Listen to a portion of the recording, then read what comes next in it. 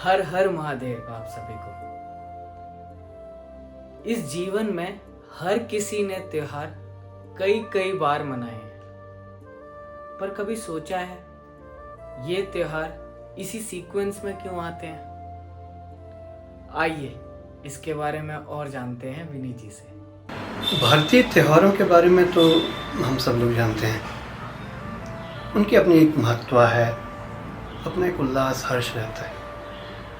But कभी आपने विचार किया है कि ये त्यौहार एक पर्टिकुलर सीक्वेंस में आते हैं और उसके पीछे कारण क्या है? चलिए मैं थोड़ा सा बताता हूँ। अभी कुछ दिन पहले हमने गणेशोत्सव मनाया, गणपति विसर्जन भी हुआ, खूब धूमधाम थी। उससे पहले हमने सावन का त्यौहार मनाया, भगवान शिव को पूजा।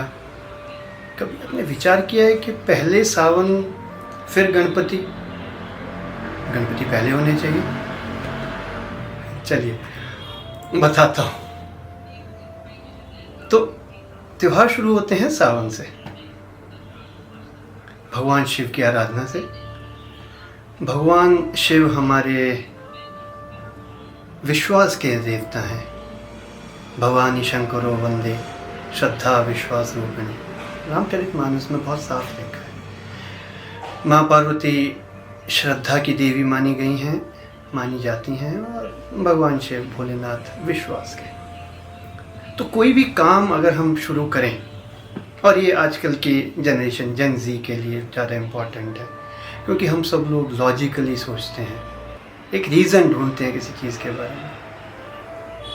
प्रोजेक्ट, और कोई प्रोजेक्ट कुछ भी हो सकता है। आपकी पढ़ाई हो सकती है, नौकरी हो सकती है, शादी ब्याह हो सकता है, कुछ भी।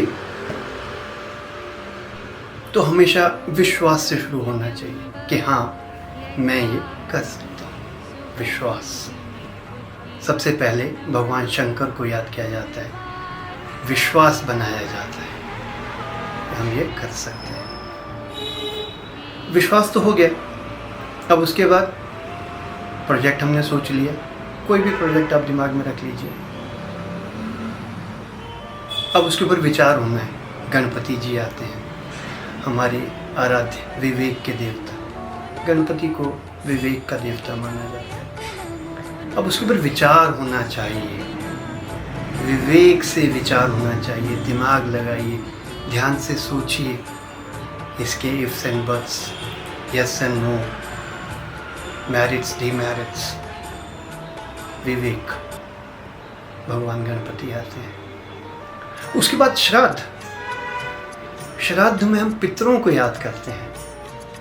पितृ यानी प्रीवियस एक्सपीरियंसेस, हमारे पूर्वज या और कोई जिसने इस प्रोजेक्ट पे या इस जैसे और किसी प्रोजेक्ट पे पहले काम किया है, उसका एक्सपीरियंस क्या रहा है, उसने क्या क्या गलतियां की, उससे क्या क्या सीख मिली, मैं क्या करूं क्या ना करूं। हम पितरों को याद करते हैं, श्राद्ध होते हैं।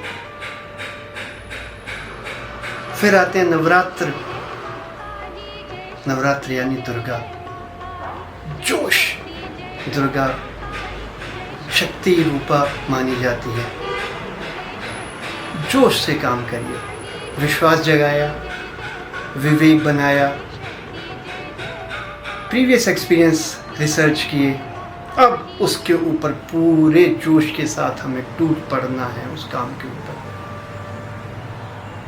और अगर उस काम के दौरान कोई रावण, कोई महिषासुर आए, कोई नेगेटिविटी हो, उसको हमने किल करना है, ख़त्म करना है। दशहरा होता है।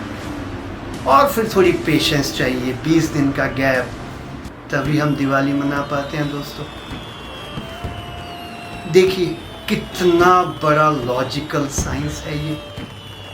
हम कहते हैं बस ऐसे ही और विचारों के साथ आपसे फिर मुलाकात होगी। धन्यवाद दोस्तों।